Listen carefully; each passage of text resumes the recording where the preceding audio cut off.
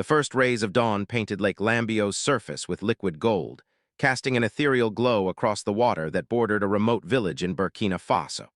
It was the kind of morning that should have inspired poets and painters, the sky transitioning from deep indigo to soft pink, then blazing orange as the sun crept above the horizon. A thin veil of morning mist floated above the lake, wrapping the green canopy of surrounding trees in a soft, ghostly blanket. Birds were beginning their morning chorus, and somewhere in the distance, a rooster announced the new day. The village of Cumbri, home to approximately 300 souls, was slowly stirring to life. Smoke began rising from cooking fires as women prepared the morning meal. Children's voices could be heard as they were roused for their daily chores. The air carried the scent of wood smoke mixed with the earthy smell of the lake and the surrounding vegetation. It was a scene that had repeated itself countless times over generations, a timeless rhythm of rural African life. Yet beneath this pastoral beauty, something felt unnaturally wrong in the air, a heaviness that couldn't be explained by the humidity alone. It was the kind of feeling that made dogs restless and caused mothers to pull their children a little closer. The elders of the village, sitting outside their compounds and watching the sunrise as was their custom, exchanged glances but said nothing. They had learned over long lives to trust their instincts, and this morning those instincts whispered that something terrible was about to be revealed. Mr. Rano Simbering, a local fisherman whose weathered face told stories of decades spent on these waters, sat in his wooden boat with his hands gripping the oars firmly. At 58 years old, his body bore the marks of his profession, sun-darkened skin, calloused hands, and the slight stoop that came from years of bending over nets. His experienced hands moved mechanically through the familiar motions of pulling in his nets, while his tired but alert eyes scanned the calm surface of the lake. He had fished these waters since he was a boy of 8, learning at his father's side, and before that his grandfather had worked these same waters. The Simbering family had been fishermen for as long as anyone could remember. Rano knew every mood of the lake, every shift in the current, every sign that nature provided. He could predict weather by watching the water birds, could find fish by reading subtle changes in water color, and could navigate safely even in fog or darkness. But this morning felt different, profoundly, disturbingly different. His wife had noticed his unease as he left their compound before dawn. "Be careful today," she had said, touching his arm. "I had troubling dreams." Rano had kissed her forehead reassuringly, but now, alone on the water, he wished he had stayed home. The lake felt wrong somehow, as if it were holding its breath, waiting for something to happen. As he began hauling in his net, the same net his father had mended and used, now passed down to him, an unusual weight made itself known. The resistance wasn't the familiar pull of a good catch, the exciting heaviness that meant his family would eat well that day. This was different, heavier, more ominous, unnaturally still. A chill ran through Mr. Rano's body despite the warmth of the rising sun, and his heart began to beat faster, sending warning signals through his entire being. This was no ordinary fish. The net strained against whatever lay within its mesh, and the boat began to rock violently as he pulled harder. Powerful ripples spread across the water's surface, disturbing the morning calm. When the net finally broke the surface, Mr. Rano's blood ran cold. Inside the tangled mesh was a large, waterlogged bag, and from its torn edge he could see pale human skin. His hands trembled as the realization hit him like a physical blow. With a cry of horror, he released the net, letting it fall back into the boat with a sickening thud. His heart pounding, Mr. Rano began rowing frantically toward the village, his oars splashing desperately through the water. "Help, come quickly! There's something terrible in the lake!" he shouted as soon as he was within earshot of the shore, his voice cracking with panic and disbelief. Within moments, his cries had spread through the village like wildfire. The news traveled from house to house, from the market square to the mosque, from the elders' meeting place to the schoolyard. The morning peace was shattered by urgent voices calling to one another, by doors slamming open, by the sound of running feet on hard-packed earth. People emerged from their homes in various states of dress, some still pulling on clothes, others wrapping traditional cloths around themselves as they hurried toward the lake. The entire village seemed to move as one organism, drawn by the terror in Rano's voice and the horrible certainty that something unprecedented had occurred. Women gathered in small groups at the edge of the crowd, their faces tight with worry. Some murmured prayers under their breath, fingers working over prayer beads with practiced movements. Others clutched protective amulets, small leather pouches containing verses from the Quran or traditional charms meant to ward off evil. Several women had tears streaming down their faces even before they knew what had been found, as if their hearts already sensed the magnitude of the tragedy. The men pushed closer to the shore, their voices a low rumble of speculation and concern. Some had grabbed machetes or farming tools without thinking, an instinctive response to a threat they didn't yet understand. The village chief, a dignified man in his 70s named Ouedraogo, arrived supported by his walking stick and immediately began organizing the crowd, ensuring that no one disturbed whatever evidence might be present. Young boys climbed trees to get a better view, calling down to their friends what they could see. Teenagers stood in tight clusters, their usual bravado replaced by genuine fear. Even the village dogs seemed to sense the wrongness in the air, whimpering and staying close to their owners rather than running freely as they normally would. When the police arrived an hour later, their two vehicles raising clouds of red dust on the dirt road into the village, Captain Soriarma stepped out and made his way to the water's edge. He was a man in his mid-40s, with the bearing of someone who had seen much but remained committed to his duty. His eyes held a serious but compassionate light. He had seen much in his years of service in Burkina Faso's rural regions, from tribal disputes to violent robberies to occasional murders, but he never allowed himself to become hardened to human suffering. He had built his reputation not just on solving crimes, but on treating every victim with dignity, every case with the gravity it deserved, and every community with respect. Unlike some officers who viewed rural villagers with condescension, Captain Soriarma understood that these people were the backbone of the nation, and they deserved the same protection and justice as anyone in the capital city of Ouagadougou. As he approached the boat where the bag still lay, he could see the fear in the villagers' faces. He could smell the stench even from a distance, the unmistakable odor of death mixed with stagnant water and decay. His stomach tightened, but his face remained calm and professional. His officers, following his lead, maintained their composure as they prepared to examine the grim discovery. Captain gave the order to open the bag, and as his officers carefully unzipped it, noting its condition, material, and the way it had been sealed for their eventual report, the stench of decay and stagnant water immediately intensified, filling the air and causing several onlookers to step back quickly, covering their noses with cloths or the edges of their clothing. Some people turned away entirely, unable to watch. Others leaned in closer, drawn by the terrible fascination of witnessing something so awful. Inside the bag was the body of a young man, perhaps in his late 20s or early 30s. His hands and feet were bound tightly with green nylon rope, the kind used in construction or for securing cargo, wound multiple times around his wrists and ankles with professional-looking knots. His face, though bloated from days in the water, still bore an expression of terror, eyes wide, mouth slightly open as if frozen in a final, silent scream. It was a look that would haunt everyone who saw it, a final testament to his last moments of life when he realized death was inevitable and escape impossible. Captain Soriarma immediately ordered a diving team to search the lake's depths. The divers worked methodically throughout the day, marking locations with buoys as they made their grim discoveries. By sunset, 69 bodies had been recovered from Lake Lambio, 69 souls who had met their end in these waters. Each body told the same horrifying story.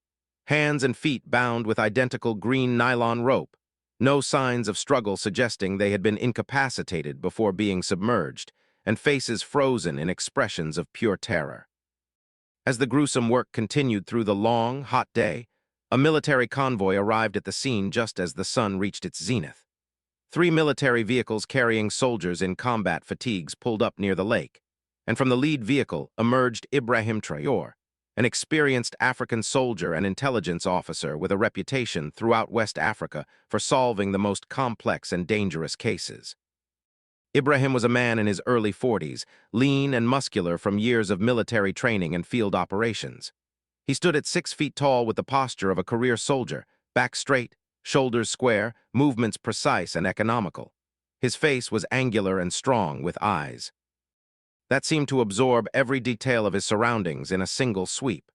Those eyes had witnessed horrors in various conflicts and peacekeeping operations, had seen the worst that humans could do to one another, yet they retained a spark of idealism, a belief that justice mattered and evil could be defeated. He had grown up in a military family. His father had been a soldier, as had his grandfather. From childhood, Ibrahim had understood duty, sacrifice, and the importance of protecting those who could not protect themselves. He had excelled in his training, showing not just physical prowess but the analytical mind that made him valuable in intelligence work. Over the years, he had built a reputation for tenacity. Once he took on a case, he never let go until it was resolved. Ibrahim stepped out of his vehicle and immediately began assessing the situation with the practiced eye of someone who had investigated countless crime scenes. He noted the positioning of the bodies laid out on the shore, the crowd control measures the local police had implemented, the condition of the recovered bags, and the emotional state of the villagers and officers. Within moments, he had formed preliminary observations and was already beginning to construct working theories about what had happened here. His military bearing commanded immediate respect. When he spoke, people listened. When he gave orders, they were followed without question. But it wasn't fear that earned him this respect. It was his dedication to justice, his unwavering commitment to protecting civilians, and his track record of results. Soldiers wanted to serve under him because they knew he wouldn't waste their lives or lead them into unnecessary danger. Civilians trusted him because he treated them as partners in investigation rather than mere witnesses to be interrogated. Ibrahim moved among the recovered bodies with his soldiers, who were carefully documenting every detail, photographing every angle, and collecting evidence from each bag and body. His trained eye quickly assessed the scene, and within the first hour he had formed a working hypothesis. This was no accident, no natural disaster, no isolated incident of violence. The methodical nature of the killings, the identical binding methods, the sheer scale of the operation, all pointed to an organized criminal network involved in human trafficking and illegal mining. Mr. Ron, who had remained at the scene since his discovery that morning, stood frozen as he watched body after body being laid out on the shore. Each bag represented a lost soul, a family that would soon receive devastating news, a life cut brutally short. The weight of his discovery pressed down on him, and he found himself unable to look away, as if bearing witness was now his solemn duty. Ibrahim examined the condition of each body with clinical detachment born of professional necessity, though inside his heart ached for these victims. He studied their clothes, worn work garments, cheap shoes falling apart, thin fabric that offered little protection. He analyzed the rope samples, noting the consistent diameter, color, and type, clearly all from the same source, purchased in bulk by someone outfitting a large operation. He documented the state of decomposition, which suggested the bodies had been in the water for varying lengths of time, from a few days to possibly 2 weeks. His methodical approach revealed patterns that confirmed his suspicions. The knots used to bind the victims were identical, suggesting either a single person had done all the binding or multiple people had been trained in the same method. The bags were all of similar type and quality, industrial grade, the kind used for transporting agricultural products or construction materials. The victims' clothing, while worn, showed evidence of recent heavy labor, embedded dirt, chemical stains, tears consistent with manual work. Within hours, he had concluded that these deaths were connected to the infamous Golden Valley, a dangerous illegal mining operation that had been operating in the shadows of Burkina Faso for years. Intelligence reports had mentioned Golden Valley in connection with various crimes, labor violations, environmental destruction, corruption of local officials. But its exact location and the identities of its operators had remained frustratingly elusive. The operation seemed to enjoy protection from powerful interests, possibly including corrupt government officials or military officers who profited from its activities. Now, finally, Ibrahim had concrete evidence linking Golden Valley to serious crimes, not just regulatory violations, but murder on a massive scale. This changed everything. This evidence could overcome the political protection that had previously shielded the operation. This could bring down not just the direct perpetrators, but potentially the corrupt officials who had enabled them. As night fell over the lake, the air filled with an eerie combination of grief and tension. Ibrahim and his soldiers stood among the recovered bodies, holding rope and clothing samples, their minds racing with questions. How could this have happened on such a scale? Who was responsible for this massacre? And most importantly, was the network still active, potentially claiming more victims even as they stood there? In the darkness, Ibrahim made a solemn vow. He would expose this network, dismantle it completely, and bring justice to these victims and their families. This was more than just another case. This was a fight for human dignity, for the value of every life, for the principle that no one should be able to profit from such evil without facing consequences. As dawn broke the next morning, Ibrahim and his team gathered once more at the lake's edge. The previous night's discovery had sent shockwaves through the village and regional authorities. The presence of 69 bodies, all bound with the same green nylon rope, made it horrifyingly clear that this was not an accident but a coordinated mass murder, the work of an organized criminal enterprise. Ibrahim divided his team into specialized units. Each group had specific responsibilities. Some would conduct detailed examinations of every body, others would secure and catalog evidence from each bag and rope sample, and a third team would search the shoreline and surrounding area for additional clues. The soldiers moved with practiced efficiency, using small boats to search the shallows and carefully combing the beach for anything that might have been overlooked in the chaos of the previous day. Ibrahim himself moved from body to body, noting not just physical evidence but environmental factors as well. He measured water depth at various points, studied marks on the shoreline, and attempted to determine the exact locations where the bodies had been dumped. A question burned in his mind. How had such a large-scale operation gone unnoticed? Who possessed both the resources and the ruthlessness to carry out such an atrocity? As the identification process began, a pattern emerged. All the victims were young men, ranging from their early 20s to their 40s. Most came from various regions of Burkina Faso, and their clothing and belongings suggested they were laborers who had been recruited from poor, rural communities. The similarity in their bags and personal effects indicated they had all been processed through the same system, a chilling testament to the industrial scale of the operation. Ibrahim realized that these men had been lured to the Golden Valley mines with promises of good wages and steady work. In a country where economic opportunities were scarce and poverty drove desperate choices, such promises would have been irresistible to young men hoping to support their families. Instead of honest work, they had found death. Moving away from the immediate shoreline, Ibrahim and his soldiers discovered additional evidence scattered in the surrounding area. Half-submerged baskets floated in the shallow water, faded clothing clung to branches, and damp footprints were still visible in the muddy bank. Ibrahim meticulously documented each finding, instructing his soldiers that no piece of evidence, however small, should be overlooked. Every mark, every discarded item, every trace of human presence could prove crucial in building their case. During this search, Ibrahim dispatched a young soldier to a small village on the far side of the lake to interview the residents. The soldier returned with disturbing information. Several young men from that village had gone missing over the past 2 weeks. These were the same men who had been recruited with false promises to work at Golden Valley. Family members reported that the men had been excited about the opportunity, believing they were finally going to earn enough money to support their loved ones and build better futures. This information confirmed Ibrahim's growing understanding of the criminal network. It wasn't just engaged in murder. It was involved in systematic human trafficking, using economic desperation as a weapon to lure victims. The operation combined forced labor, illegal mining, and ultimately the elimination of workers who had outlived their usefulness or who might expose the operation. Meanwhile, Ibrahim's team continued examining the waterlogged bags recovered from the lake.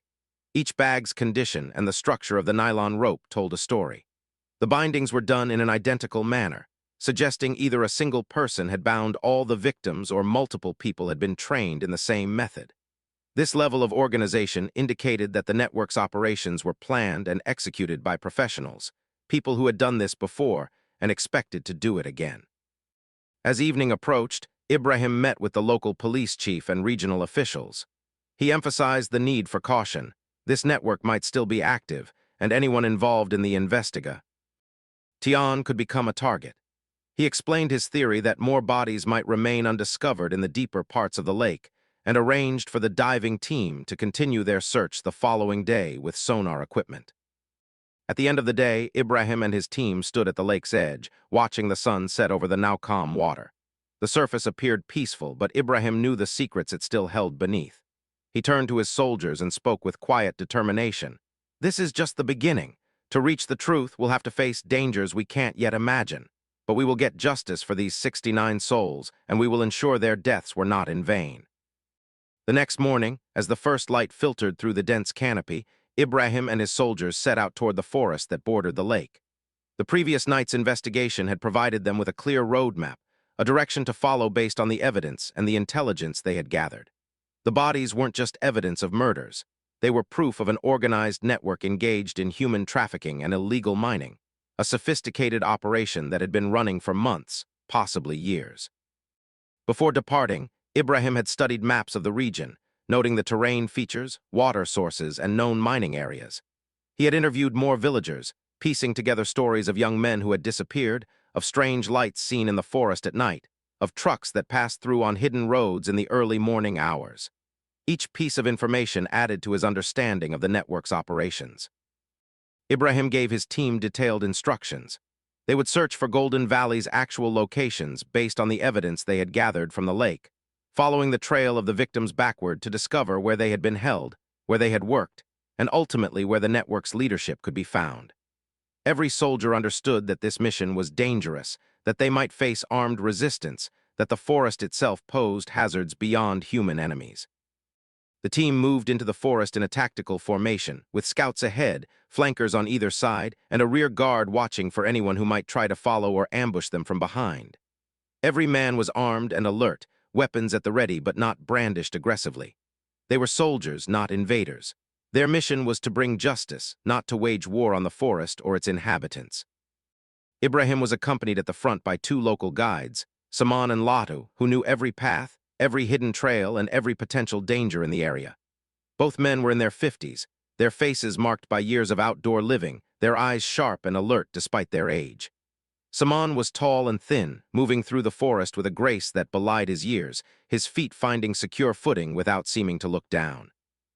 Latu was shorter and stockier, but equally skilled, with an uncanny ability to read signs in the forest, broken twigs, disturbed earth, bent grass, that revealed recent human passage. They had spent their lives in these forests and knew its rhythms and secrets better than anyone. As boys, they had hunted here. As young men, they had gathered forest products to sell in the markets. Now, in their later years, they served as guides for anyone who needed to navigate these trackless wilds. They knew which plants were edible and which were poisonous, which snakes were dangerous and which were harmless, where water could be found even in the dry season, and how to read the sky for coming weather changes. More importantly for this mission, they had heard the rumors and whispers about Golden Valley. They knew approximately where it was located, though they had never ventured close enough to see it directly. They had seen the trucks on hidden roads, had heard the sounds of machinery late at night, had noticed the changes in the forest where mining operations had disturbed the natural landscape. They had also heard the darker rumors, of men who went into the forest and never came out, of screams heard in the night, of the black tiger and his ruthless enforcement of secrecy. The forest was dense and mysterious, a world unto itself that existed outside the boundaries of human civilization. Tall trees, mahogany, teak, and African rosewood, created a canopy so thick that it blocked out most of the sunlight, casting deep shadows on the forest floor even at midday. Vines hung from branches like natural rope, and thorny bushes created natural barriers that had to be carefully navigated. The air was thick with humidity, and alive with the sounds of insects, birds, and small animals rustling through the undergrowth. Every rustle of leaves made the soldiers tense, hands moving instinctively toward weapons.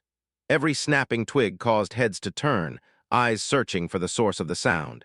Every bird call echoed through the silence like whispered warnings, and the S. Old ears found themselves listening not just with their ears, but with their entire beings, trying to distinguish natural forest sounds from potential human threats. The heat was oppressive despite the shade, and within an hour every man was sweating heavily.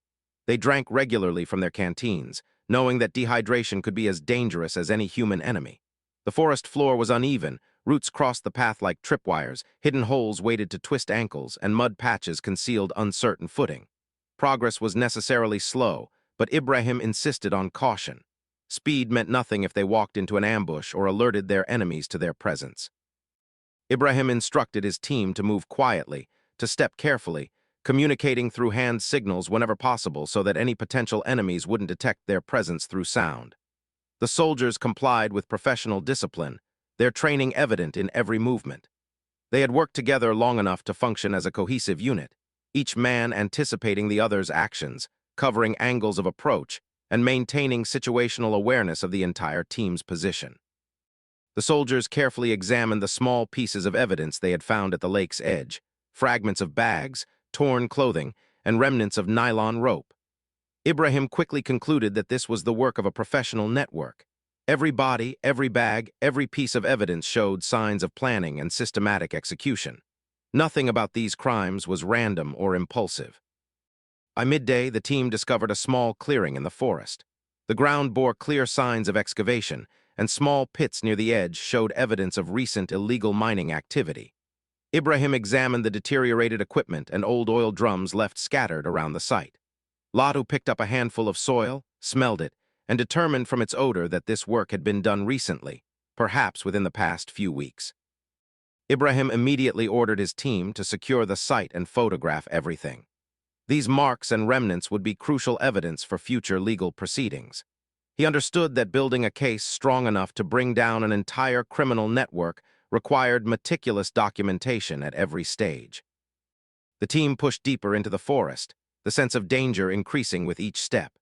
Ibrahim warned his soldiers that this network included not just laborers, but armed security guards and potential killers. Everyone needed to remain alert for ambush.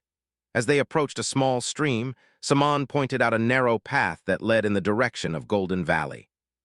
Along this path, Ibrahim found additional clues that confirmed they were on the right track. Discarded food wrappers hidden in the underbrush, wet clothing hanging from branches, and fragments of the same green nylon rope they had found on the victims. Each sign told Ibrahim that they were getting closer to the truth, closer to finding where the laborers had actually been held and worked before meeting their fate in the lake. As evening approached, Ibrahim called for his team to make camp. They needed rest, but more importantly, they needed to plan their next moves carefully. That night, sitting around a small, shielded fire, Ibrahim outlined his strategy. They would continue tracking the path toward Golden Valley's main location, but they would move with extreme caution. The network's operators were dangerous, well-armed, and clearly willing to kill on a massive scale to protect their operation. Ibrahim looked at each of his soldiers in turn, seeing their determination despite the fatigue in their faces. "We're not just here to investigate," he told them. "We're here to expose this network completely and bring those responsible to justice. The 69 men we found in that lake deserve nothing less, and the families waiting for answers deserve to know the truth." Late that night, Ibrahim stood alone, looking in the direction of the lake, though he could no longer see it through the trees. In his mind's eye, he saw the faces of the victims, young men who had simply been seeking honest work to support their families. The image strengthened his resolve. This network would be destroyed, and those responsible would face the full weight of justice. The following morning, Ibrahim and his team pushed deeper into the forest, following the trail that Saman and Latu had identified. Every step required caution. The forest wasn't just filled with natural dangers, but could conceal armed guards or killers associated with the network at any moment. The team noted every sign they encountered along the path: fresh disturbances in the damp ground, broken branches at human height, small pieces of fabric caught on thorns.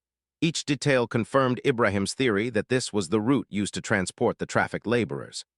The professional nature of the operation was evident in how well the paths had been maintained and concealed. D from casual observers. After several hours of careful progress, the team reached another clearing where signs of excavation and mining were unmistakable. Multiple pits had been dug into the earth, and the ground around them was churned and muddy from recent activity. Ibrahim immediately began his inspection, finding damaged tools and empty containers that had once held fuel or chemicals used in the extraction process. Latu examined the soil samples again, confirming through smell and texture that work had been conducted here within the past few days. The scent of oil and metal still hung in the air. Ibrahim ordered comprehensive documentation of the site, knowing that each piece of evidence would be essential in building their legal case against the network's operators. In the center of the clearing stood a dilapidated structure, a work area with a deteriorating wooden roof and crumbling walls. Plaster still clung to some sections, and old oil drums were scattered across the ground. Ibrahim immediately recognized this as a holding area where laborers had been kept and forced to work. The conditions were inhumane: barely any shelter, no sanitation facilities, and clear evidence of overcrowding. In one corner of the structure, Ibrahim discovered water-damaged papers, torn bags, and fragments of clothing. Saman and Latu explained that according to village rumors, this location had been in use for several months. The network's lower-level employees had used it as a training and control center, breaking in new laborers and ensuring their compliance through intimidation and violence. Ibrahim collected samples of the clothing and bags, instructing his soldiers to preserve everything carefully. Every small mark, every torn piece of fabric served as evidence that this network was engaged in large-scale human trafficking. The team also found trench-like pits and water marks around the clearing, indicating that laborers had been subjected to harsh work and dangerous conditions with no regard for their safety or well-being. As Ibrahim examined the site more thoroughly, he noticed something that sent a chill through him: a makeshift grave marker, barely visible beneath overgrown vegetation. When they carefully excavated the area, they found the remains of at least 3 more individuals who had apparently died during their forced labor and been buried hastily on site. This discovery confirmed that the 69 bodies in the lake represented only a portion of the network's victims. By late afternoon, Ibrahim called his team together for a briefing. "We've found clear evidence of the network's operations," he told them, "but we still haven't located the main base or identified the leadership. Tomorrow, we search for the underground tunnels and primary work areas. That's where we'll find the answers we need about who's running this operation and how deeply it extends." That evening, as his soldiers rested, Ibrahim sat alone reviewing the day's findings. He created detailed notes about the sites they had discovered, the evidence they had collected, and the patterns that were emerging. The operation was more extensive than he had initially estimated. It had been running for months, possibly years, and had claimed far more than 69 victims. He thought about the families of the missing men, the mothers and wives and children waiting for loved ones who would never return. Each victim had been someone's son, someone's brother, someone's father. They had dreams and plans and people who depended on them. Instead, they had been consumed by an evil system that viewed them as nothing more than disposable labor, profitable while alive, convenient to dispose of when they became inconvenient or knew too much. Ibrahim made another vow that night, this one more specific than before. He wouldn't just bring justice to the 69 found in the lake. He would find every victim, identify every criminal involved, and ensure that this network could never harm anyone again. It was a promise to the dead, and to the living, a commitment that would drive him forward no matter what dangers lay ahead. The next morning, Ibrahim and his team set out with renewed determination to find the network's hidden infrastructure. Based on intelligence gathered from their discoveries and interviews with local villagers, they believed an extensive system of underground tunnels and concealed workspaces existed deeper in the forest, places where the mining operation's darkest secrets were hidden from the outside world. Saman and Latu led the team toward an area they had always avoided, a place where strange sounds and occasional lights had been reported at night, but which no one had dared to investigate too closely. The dense forest gave way to rockier terrain, and soon they found themselves navigating between large boulders and steep inclines. As they progressed, Latu suddenly stopped and gestured for silence. He pointed to an area where the vegetation pattern seemed unnatural, too uniform, too deliberately arranged. Upon closer inspection, they discovered it was camouflage covering the entrance to a tunnel system carved into the hillside. Ibrahim ordered his team to proceed with extreme caution. They lit powerful flashlights and entered the tunnel, moving in a tight formation with weapons ready. The tunnel was surprisingly well constructed, with rough-hewn walls supported by wooden beams and a packed earth floor that showed signs of heavy use. The air was thick and stale, carrying the smell of sweat, fear, and something else, the metallic tang of blood. As they ventured deeper, they discovered branching passages leading to different work areas. In one chamber, they found crude bunks where laborers had apparently been housed, dozens of sleeping spaces crammed into an area barely large enough for 10 people. Personal belongings still littered the bunks, worn photographs of families, prayer beads, letters that had never been sent. Each item told a story of someone who had hoped to survive and return home. In another chamber, they found evidence of the mining operation itself. Makeshift equipment lined the walls, and piles of excavated material indicated that minerals, probably gold or precious stones, had been extracted here. The working conditions were nightmarish. No ventilation, no safety equipment, no emergency exits. Laborers would have worked in constant danger of collapse, asphyxiation, or injury.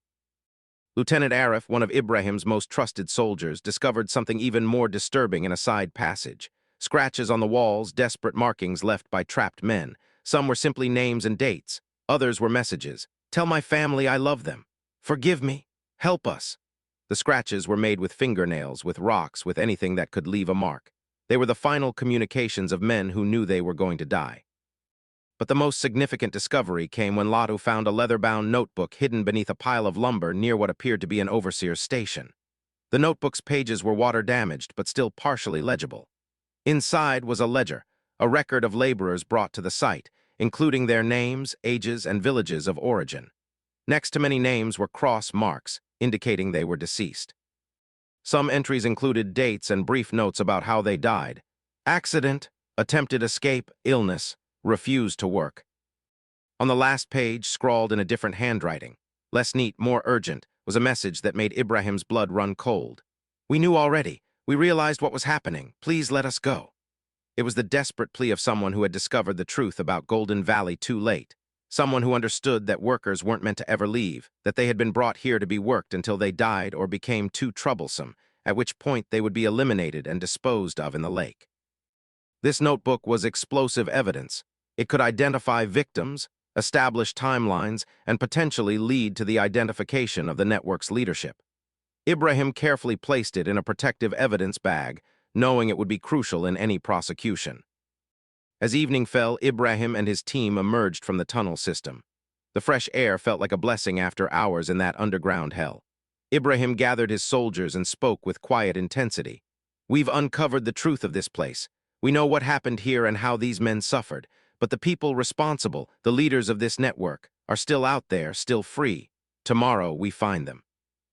That night, sleeping fitfully in their forest camp, Ibrahim dreamed of the men whose messages he had read on those tunnel walls, whose names were recorded in that damning notebook.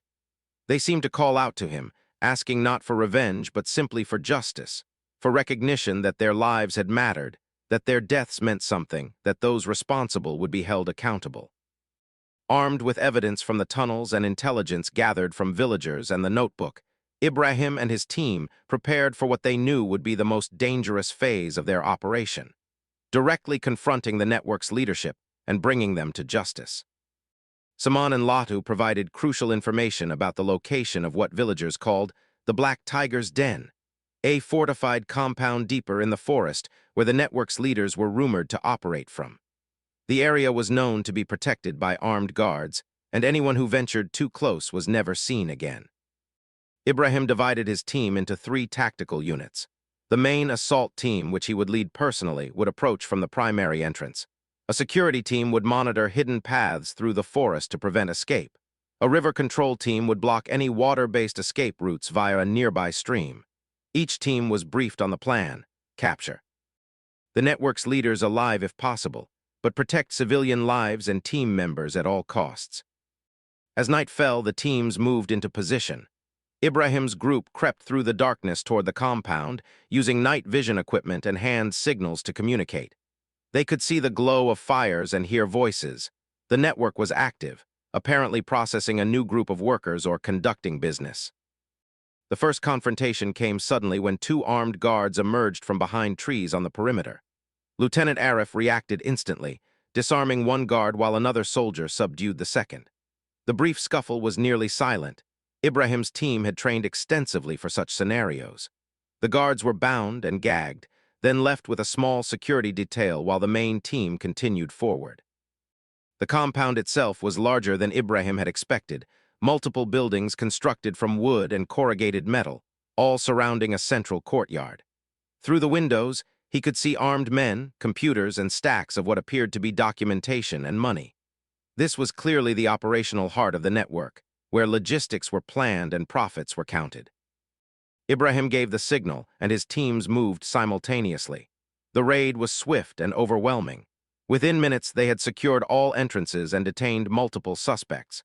Some tried to resist and were subdued, others attempted to flee and were intercepted by the perimeter teams. The operation, months in the planning, took less than 20 minutes to execute. But the most important capture came in the main building. There, Ibrahim found a tall, powerfully built man whose chest bore a distinctive tattoo of a tiger, the Black Tiger himself, the feared leader of the network. This was the man whose name was whispered in terrified tones throughout the region, the man responsible for orchestrating the suffering and deaths of countless victims. Black Tiger showed no fear as he was taken into custody. His eyes were cold and calculating, even in defeat. He said nothing as Ibrahim read him his charges: human trafficking, forced labor, murder, organized crime, corruption. The list went on. Men who play with human lives are never safe, Ibrahim told him quietly. You built an empire on suffering, and now it ends. Black Tiger finally spoke, his voice devoid of emotion. You think this ends anything?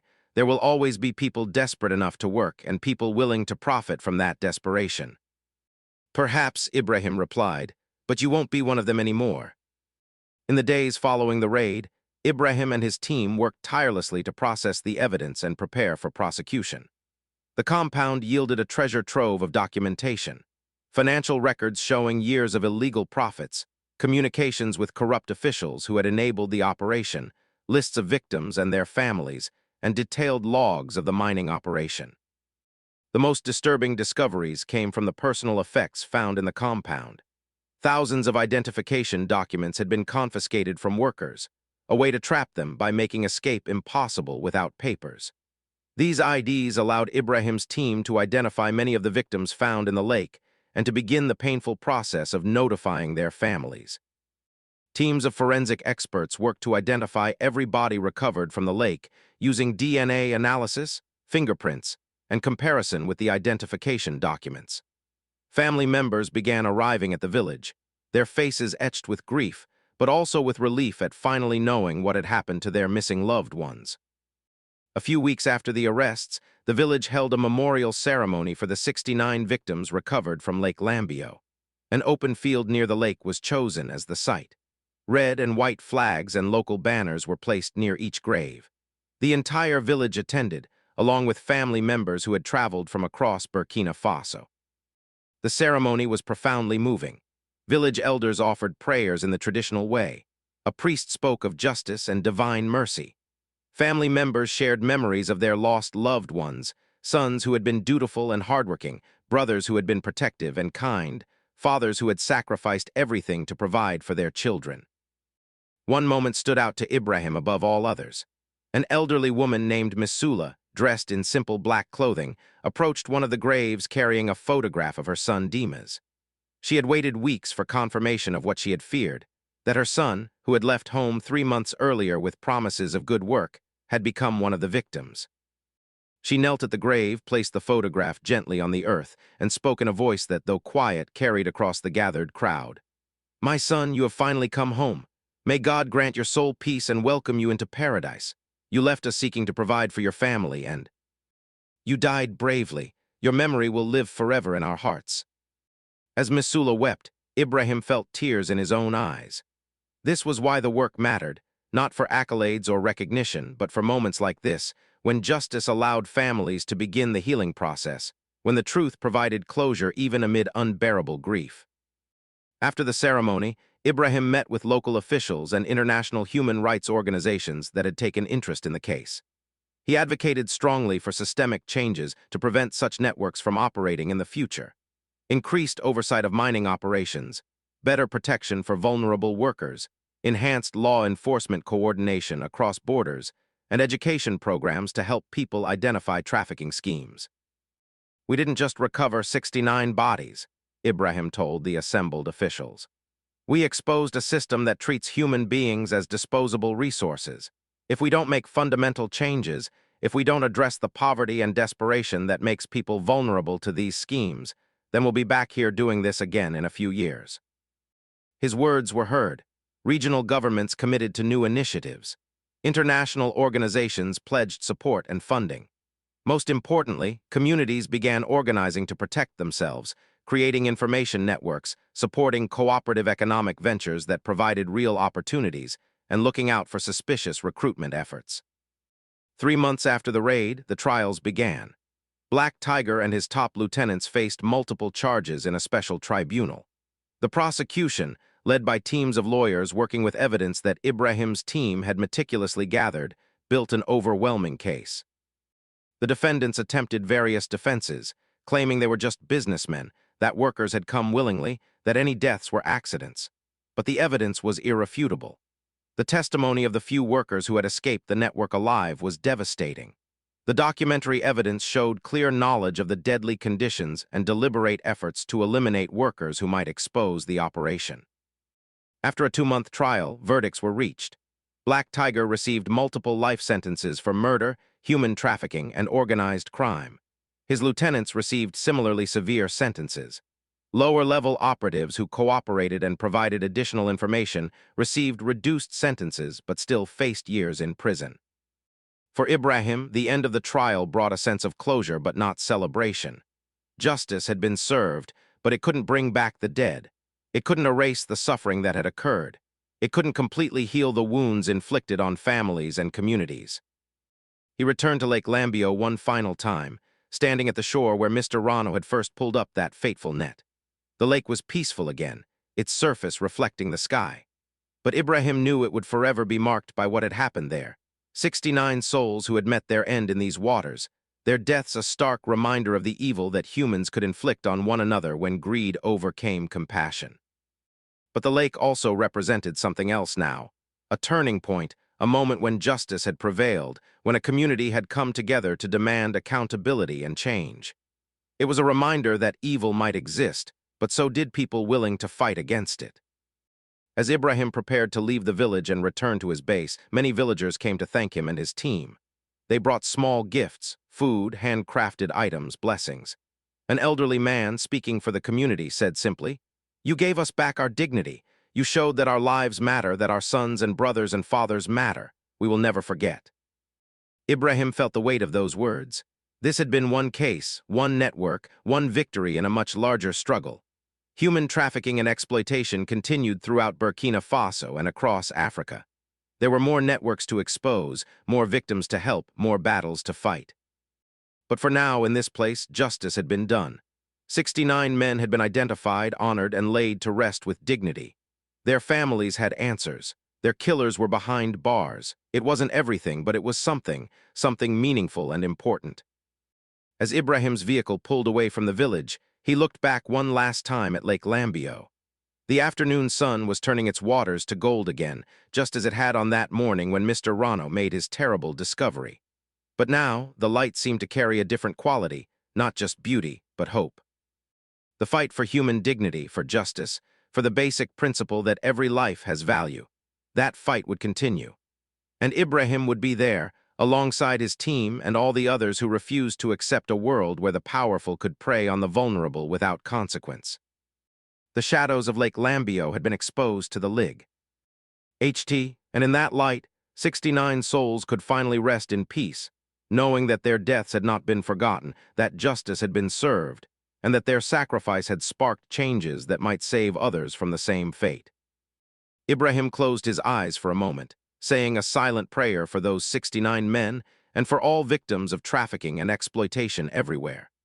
Then he opened them again, looking forward to whatever challenges lay ahead, ready to continue the fight for as long as it took. Because in the end, that was what justice required. Not just one victory, one case solved, one network dismantled, but a sustained commitment to defending human dignity wherever it was threatened. It was a commitment Ibrahim had made years ago when he first put on his uniform, and it was a commitment he would keep until his last breath. The story of Lake Lambio and the 69 souls recovered from its depths would be told and retold. A cautionary tale, a tragedy, but also a story of justice, courage, and the power of communities to demand accountability and change. It was a story that honored the dead while inspiring the living to ensure such atrocities would not be repeated. And for Ibrahim Traoré, it was one more chapter in a life dedicated to a simple but profound principle.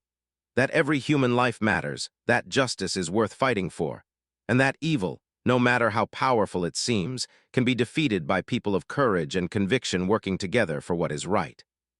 The end. This story is inspired by real events of human trafficking and exploitation in West Africa. While fictionalized, it represents the genuine struggles of victims, the dedication of those who fight for justice, and the ongoing need for vigilance against modern slavery in all its forms.